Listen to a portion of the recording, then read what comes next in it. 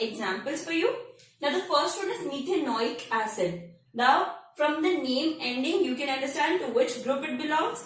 Oic is for carboxylic, right? So that belongs to carboxylic family. Then hexenoic. Now here in the second one, be careful while reading. It is not written hexanoic. Hexane is the alkane, right? So if I add COOH to it, it becomes hexanoic acid. But here it is hexenoic and not hexanoic.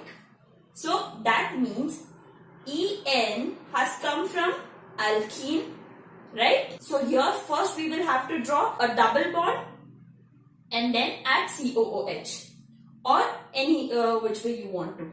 Next, 2-pentanone. 2-pentanone means, now what is this 2 over here? That will come to know. Propanol. This is the easiest of all. You simply have to draw 3 carbons and then add OH functionality because it is OL. OL is for alcohol. All alcohol. Ethylene. Now what is ethylene? This is a common name of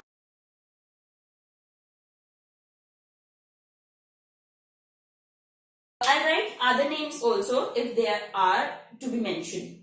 Now methanoic acid is nothing but formic acid. If you remember from the acid base chapter, the ant sting has formic acid. To neutralize ant sting, what do? Why do you apply base on ant sting? Because it has some acid, and what acid is present? That is formic acid. Now this is also named as formic acid. Now methanoic, because it has carboxylic functionality. So first let me draw C double bond O OH. Fine. Then because it is methane, so it should have how many carbons? Only 1. So 1 carbon is already present. So how many bonds are left with this carbon?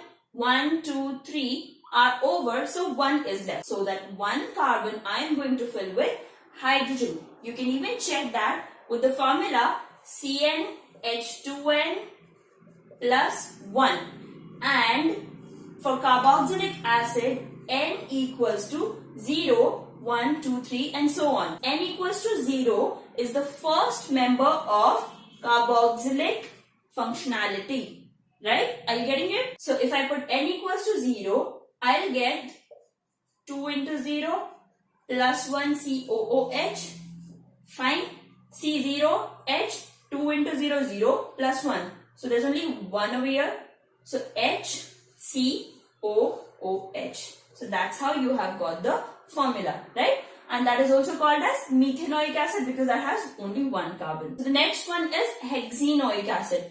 And before hexenoic, I have also written 2. Now what is this 2?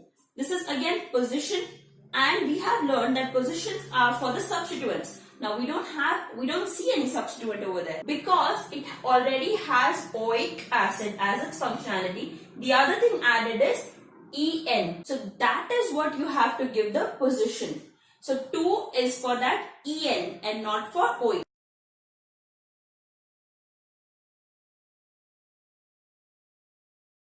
Alright. So you have 6 carbons in a chain.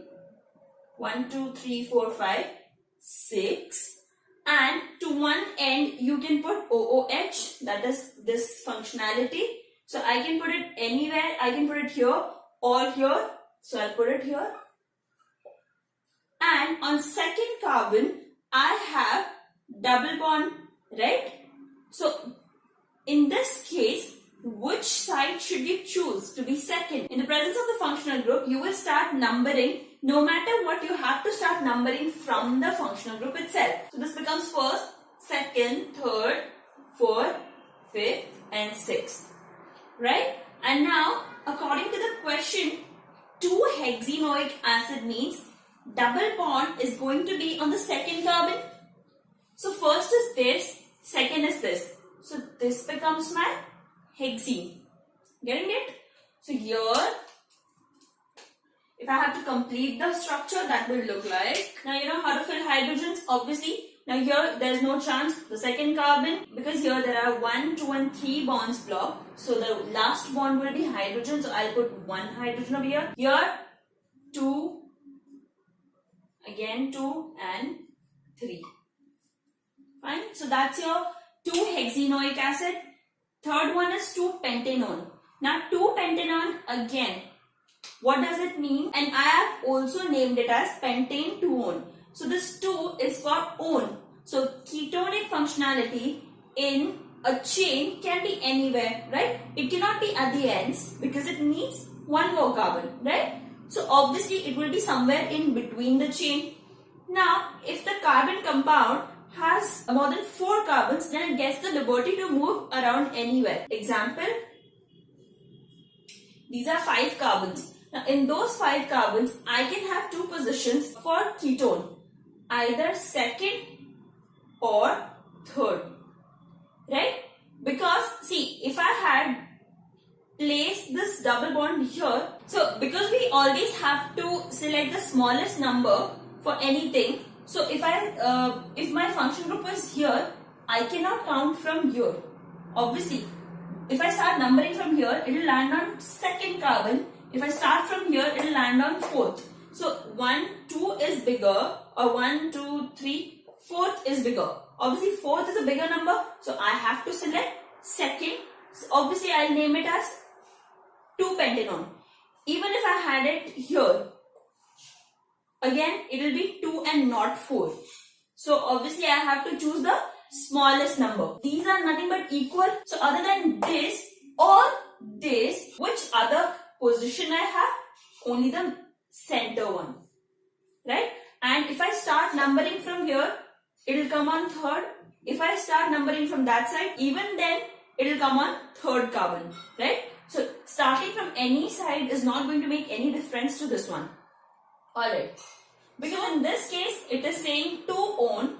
So it should be on either this carbon or that carbon. Okay. So I am going to put it here. Now put the hydrogens. In the carbon bearing double bond O, there cannot be any hydrogens attached because it already has 4 bonds. 1, 2, 3, 4. Next is propanol. Now propanol, first of all, it requires 3 carbons. So we will draw 3 carbons in one line. Done. Now look at the functional group. OL is the ending, is the name ending. So it should have OH. OL is for alcohol. So it should have OH. And OH, because it hasn't written which carbon it is attached to, so obviously it will be on first carbon. Now the first carbon can be this one or that. Here, how many hydrogens are left? 2. So I can put like this, and here 3 hydrogens. So the formula becomes CH3, CH2, CH2, OH. Next is ethylene.